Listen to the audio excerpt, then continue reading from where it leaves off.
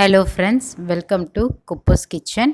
இன்றைக்கி வீடியோவில் நம்ம என்ன ரெசிபி பார்க்க போகிறோம்னா பொரியல் ரெசிபி தான்.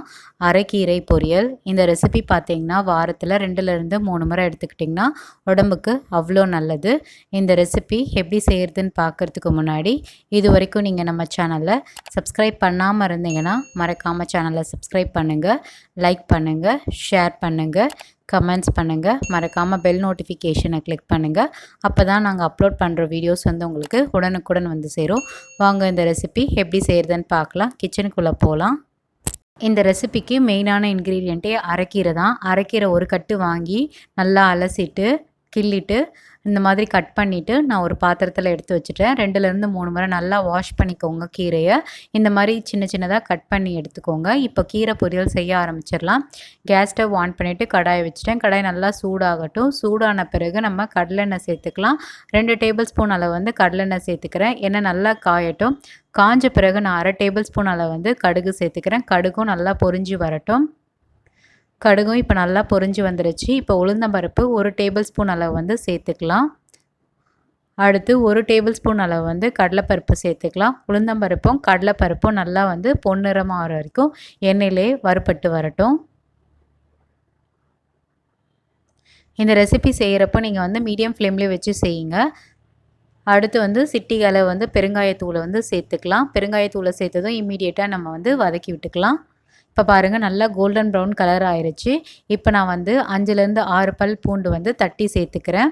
அடுத்து கட் பண்ணி வச்சுருந்த வெங்காயம் வந்து சேர்த்துக்கலாம். இந்த ரெசிபிக்காக ஒரு மீடியம் சைஸ் வெங்காயம் வந்து சின்ன சின்னதாக கட் பண்ணி சேர்த்துக்கிட்டேன்.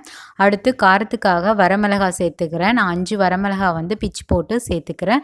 காரத்துக்கு தகுந்த போல் நீங்கள் வந்து வரமிளகாய் சேர்த்துக்கோங்க, உங்களோட விருப்பம்தான். இப்போ இது எல்லாமே நல்லா வதக்கி விடணும். எண்ணெயிலே நல்லா வதங்கணும். கோல்டன் ப்ரௌன் கலர் ஆகணும்னு அவசியப்படாது. இது வந்து கண்ணாடி பதத்துக்கு வதங்கி வந்தால் போதும். இந்த வெங்காயம் பார்த்திங்கன்னா, பூண்டு பார்த்திங்கன்னா நிறைய சேர்த்துக்கோங்க, அப்போ தான் உடம்புக்கு நல்லது.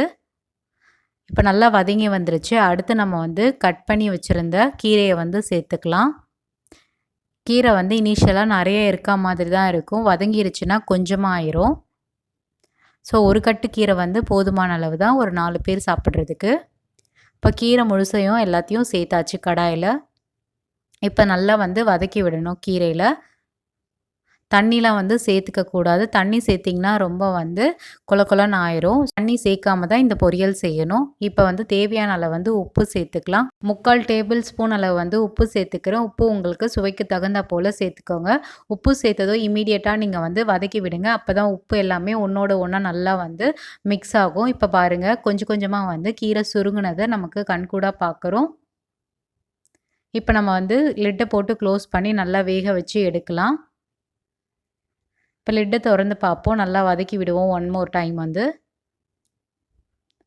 ஸோ இந்த மாதிரி கைவிடாமல் மிக்ஸ் பண்ணி விட்டிங்கன்னா ஈவனாக நமக்கு கீரை வெந்து வரும். இப்போ கீரை பார்த்திங்கன்னா நல்லா சுருங்கி வந்துருச்சு. இன்னும் நல்லா வந்து வதக்கி விட்டுக்கலாம்.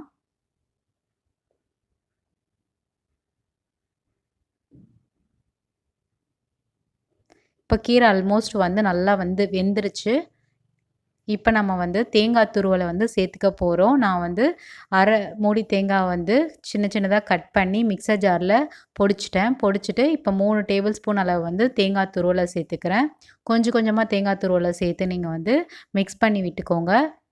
தேங்காய் துருவல் வந்து உங்களுக்கு விருப்பம் இல்லைன்னா சேர்த்துக்க வேண்டாம், உங்களோட விருப்பம்தான். தேங்காய் துருவலும் இதை போட்டிங்கன்னா இன்னும் கொஞ்சம் டேஸ்ட்டு வந்து அதிகரித்து கொடுக்கும். நீங்கள் வெறுமனே கூட சாப்பிடலாம்.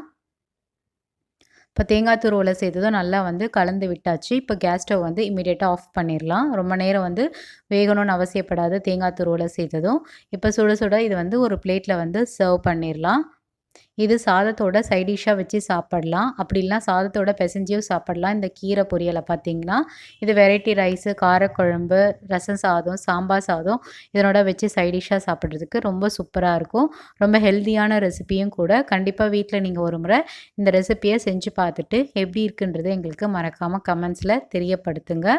இந்த ரெசிபி வாரத்தில் 2லேருந்து 3 முறை எடுத்துக்கலாம். அவ்வளோ உடம்புக்கு நல்லது. ஃபைனலாக உங்களுக்கு தேங்காய் துருவல் பிடிக்கலைன்னா நீங்கள் வந்து வேர்க்கடலை வறுத்து வறுத்துட்டு பொடி பண்ணி கூட சேர்த்துக்கலாம். உங்களோட விருப்பம் தான். இது எப்படியெல்லாம் நம்ம வந்து க்ரியேட்டிவிட்டியாக செய்கிறோன்றது.